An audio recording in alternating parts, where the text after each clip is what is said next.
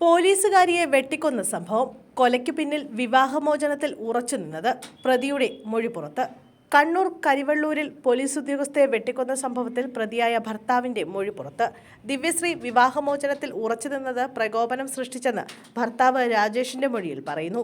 7 ലക്ഷം രൂപയും സ്വർണ്ണാഭരണങ്ങളും തിരികെ ചോദിച്ചതും കൊലപാതകത്തിലേക്ക് നയിച്ചുവെന്നാണ് പ്രതിയുടെ മൊഴി.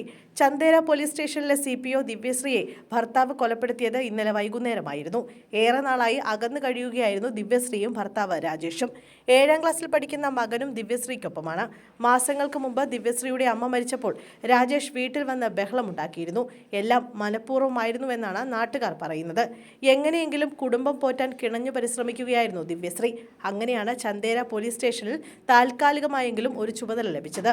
ഇന്നലെ 5:30യോടെയായിരുന്നു നാടിനെ നടുക്കിയ സംഭവമുണ്ടായത്. ദിവ്യശ്രീ താമസിക്കുന്ന വീട്ടിലെത്തി രാജേഷ് പതിവ് പോലെ ബഹളം വയ്ക്കുകയും ദിവ്യശ്രീയെ തുടർച്ചയായി വെട്ടുകയുമായിരുന്നു. കൂടെയുണ്ടായിരുന്ന പിതാവിനും വെട്ടേറ്റു. നാട്ടുകാരാണ് ഇരുവരെയും ആശുപത്രിയിലെത്തിച്ചത്. അപ്പോഴേക്കും രാജേഷ് രക്ഷപ്പെട്ടിരുന്നു. സംഭവം അറിഞ്ഞതോടെ പ്രദേശവാസികളും ആകെ ഞെട്ടലിലാണ്.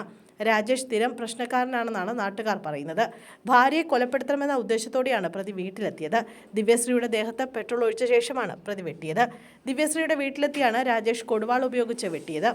മുഖത്തും കഴുത്തിനും ഗുരുതരമായി പരിക്കേറ്റിരുന്നു. ദിവ്യശ്രീയെ പയ്യന്നൂരിലെ സ്വകാര്യ ആശുപത്രിയിൽ എത്തിച്ചെങ്കിലും രക്ഷിക്കാനായില്ല.